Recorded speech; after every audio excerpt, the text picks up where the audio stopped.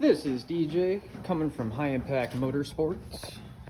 Today we have a 2002 supercharged Exterra VG. Just got done doing the lower intake gasket. In order to get this out, I had to pull the fuel rail, and while pulling the fuel rail, found something pretty cool. These are the injectors that came off the fuel rail.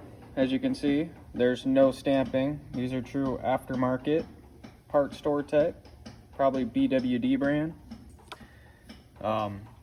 This is what you would expect to see on a naturally aspirated.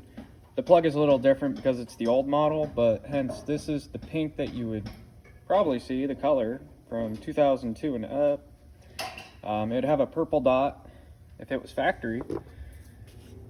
And over here we have supercharged injectors, which should have been on the truck.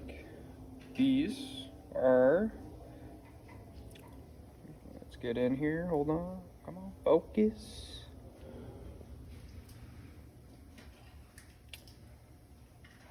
These are JS23, got a blue dot.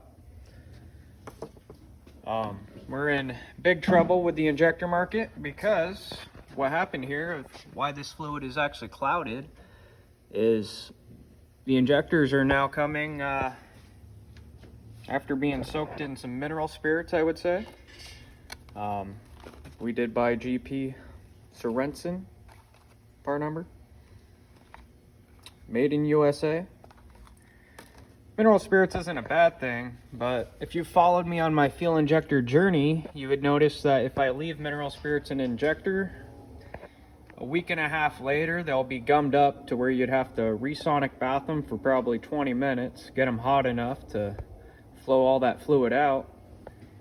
These were all basically stuck out the box.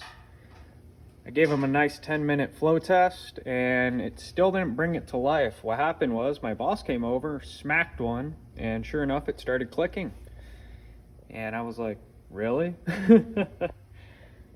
Started clicking, so then smacked them all and they started clicking. I gave them enough 20 minutes of a sonic bath clean, threw them in the flow bench, and all of the supercharged ones are around 74 milliliters. If you follow me, you know that I go by the milliliters on the vial because a true injector company or factory would actually have like an NASU bench. And there's, you can actually get all the specs from the injector, but we're just a shop that I can't see spending over $2,000 for an ANSU bench, where these flow test machines have actually saved our asses plenty of times. Made a custom reel to do side feed injectors because ordinary shop isn't going to have one of these.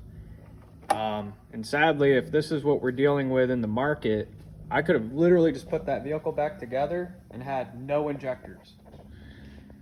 Could have caused a lean condition, could have hurt something, and sadly we just got to go through and keep checking parts. When that vehicle did come in, the fuel pump was changed, and just to give you guys another idea, the NA fuel pump is different from the supercharged fuel pump. The supercharged fuel pump puts out almost 10 pounds more fuel. And so yeah. I'm going to end the video here, but just give you guys a heads up. Just be mindful on injectors. If send them, have them flow tested. If you're going to go buy brand new ones, go get them flow tested. Find a nearest race shop in your town or send them out, mail them out. Dr. Injector Fluid has been my to-go-to because it's the safest stuff that I've actually used and tested. I've let injectors sit for probably a month later and not one problem. So